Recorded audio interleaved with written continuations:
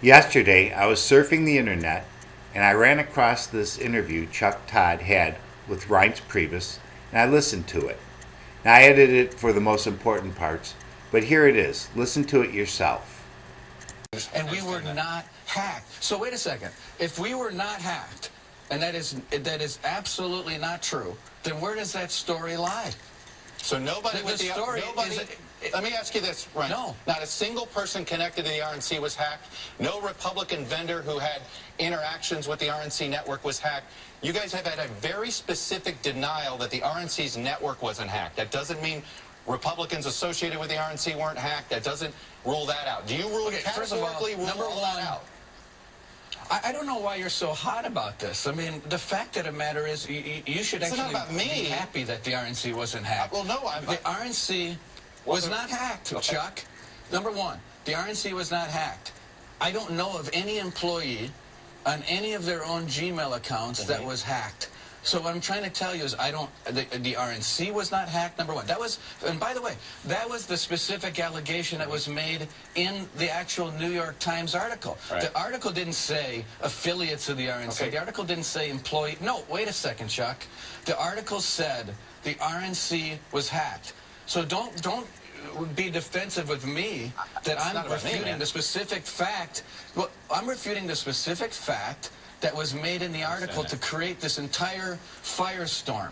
And the specific fact, as we've been told by the FBI repeatedly, including 2 days ago when we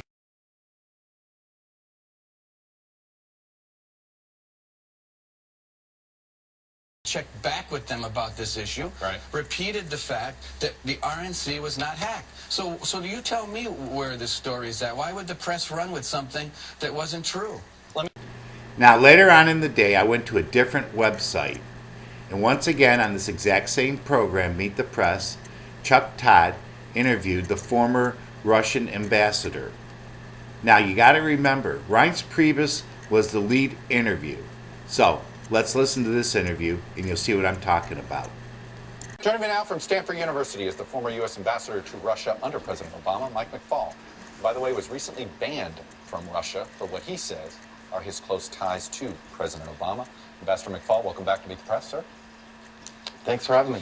Let me start with this. Tell us a little bit about why everyone is so convinced that what happened in the United States fits a pattern of what Russia has been doing in other countries. Well, because Russia has this capability, and they're motivated for political purposes to do these kinds of things.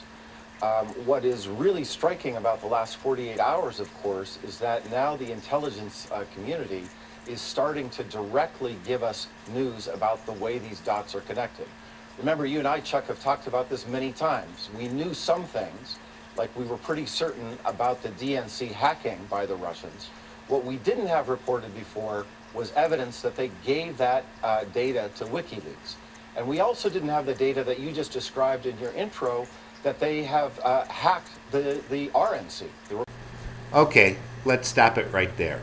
The previous interview I just showed you, Reince Priebus told Chuck Todd that no, there was no hack of the RNC, and he just confirmed it 2 days ago. Now, why didn't Chuck Todd stop the interview and call him out, at least question him on that? If you ask me, when this guy says he's banned by the Russian government for being a friend of President Obama, that's a bunch of bunk as well. There are plenty of President Obama's friends who are not banned. It's quite obvious the reason he is banned is because he's spreading anti-Russian propaganda. Anyways, I'll continue the interview, disappointed in Chuck Todd for not calling him out. And this morning, on a different website, Peter King gave an interview which my first instinct might be proven to be correct, that this is all a bunch of bunk. That will follow this one. It's an add-on I'm able to put on for you. Republicans. Those are pretty big new facts, and I think they demand real attention in terms of some kind of investigation. In your determination, as somebody who obviously with deep knowledge of the Russian system, what's Putin's motivation? What does he get out of Donald Trump's election? You know, I think it's two things. One is revenge against Secretary Clinton.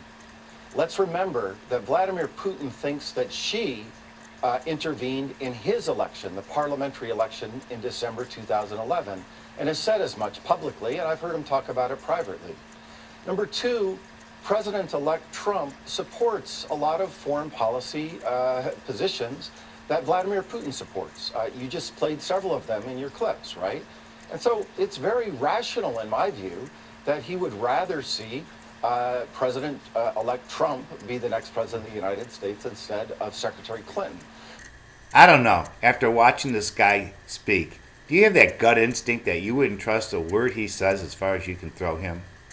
Anyways, let's get back to that interview I promised you from Peter King, where it puts it all together. If you saw news reports this weekend, you could be forgiven for drawing that conclusion. The fact is that somebody testifying in front of Congress said that they believed that that was the intent, and the CIA is far more comfortable with that assessment than the FBI is, which the FBI has not reached that conclusion yet. They haven't, and even within the CIA, I am not as certain as those news reports are that it was definitive as it was put in the headlines of the paper, including the New York Times. I think there's still speculation. It may be going in that direction, but I think the headlines and the stories are much more emphatic than the evidence is so far. Have you been briefed? That's the purpose of the investigation. Have you been briefed on these matters? Have you had any intel briefings on these matters? I've had briefings as recently as 10 days ago, I guess. Yeah. That was the last one I was at. But again, I've spoken to people who were at some of the briefings that we're talking about, and I still think there is a split opinion. There's no smoking gun, if you will. And I think the fact that it's come out now that's being leaked, the fact that it's being leaked at all, I think is really dangerous, because Now, this is not as are you definitive saying as they're there's saying. even split opinions based on what you've heard within the CIA? Yeah, and I was not at the most recent briefing, but I've spoken to people who have been, and they did not come away with the same conclusion as is in the paper, as in the papers over the weekend. So you're suggesting... And yet, we have the mainstream media always complaining about fake news sites, and here they are making news out of an article with unnamed sources. This is why we're sick of them. Have a good day. Give me a break. This whole thing is the biggest fairy tale I've ever seen.